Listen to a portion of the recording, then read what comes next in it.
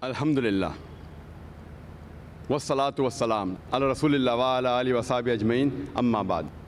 A'udhu billahi minash shaitanir rajim. Bismillahir rahmanir rahim. Wa ma khalaqtul jinna wal insa illa liya'budun. Bismillahir rahmanir rahim. Allazi khalaqal mauta wal hayata liyabluwakum ayyukum ahsanu amala. Rabbi shrah li sadri wa yassir li amri wahlul 'uqdatam min lisani yafqahu qawli.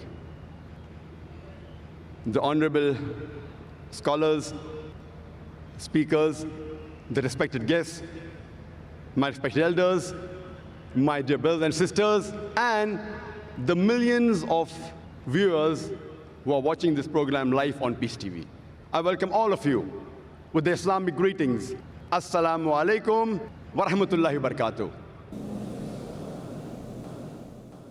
May peace, mercy, and blessings of Allah subhanahu wa ta'ala, of Almighty God, be on all of you.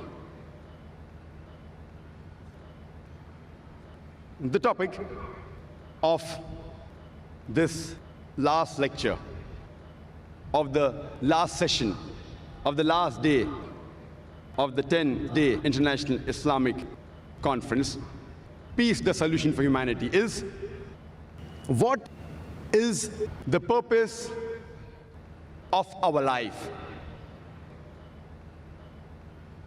How many of us have really ever thought in their life what is the purpose of our life? How many of us have ever thought what is the purpose of our existence? What are we doing here? Why are we here? Let us start analyzing right from here itself. I request all the people in the audience, all of you, if you have ever thought in your life, what is the purpose of your life, please raise your hand. I would like to know amongst the audience, how many of you have ever thought in your life, what is the purpose of your life? Fine, maybe I can see 10, 50, maybe 100 hands. An audience of more than 100,000. That's less than 0.1%. Some may have felt shy to raise their hand. So surely I can say less than 1% of the human beings have ever thought in their life, what is the purpose of our life? Is it required that should we know what is the purpose of our life? To help you, let me give you an example. Once a man, when he was traveling, and when he came at a crossroad, he asked the passerby, "Where does this road lead to?" The passerby asked him, "Where do you want to go?" The man replied, "Anywhere." The passerby answered, "Then take any road, it will make no difference." Imagine that traveler, he had no goal. Whatever actions he did, whatever deeds he did, it made no difference because he wanted to go anywhere. And many of us are leading our life in the same way. Let me give you one more example. Imagine there is a builder who starts constructing his building, and he lays the foundation and he digs a big hole for the foundation. And when you ask him, "How many stories is your building going to be?" he says, "I don't know." "How many square feet is the built-up area?" He says, "I haven't thought of it." The builder has got no goal at all.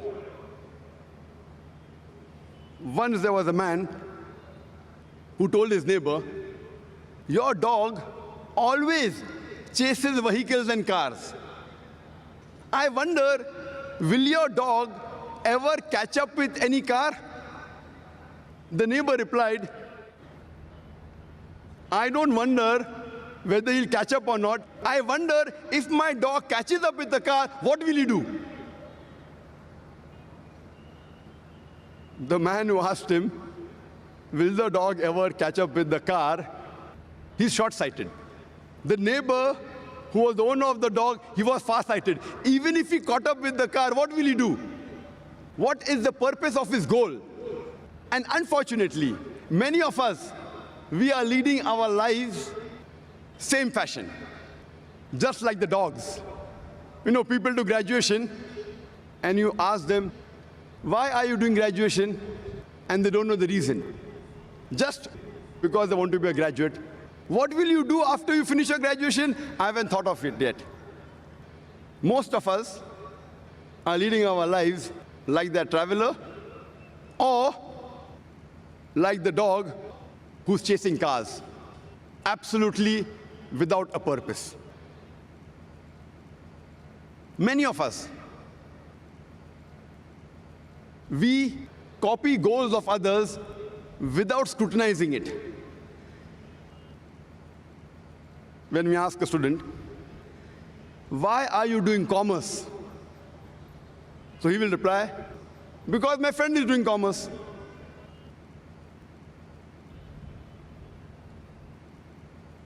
Many people, they emulate and they copy the actors, the models, without realizing what they're doing.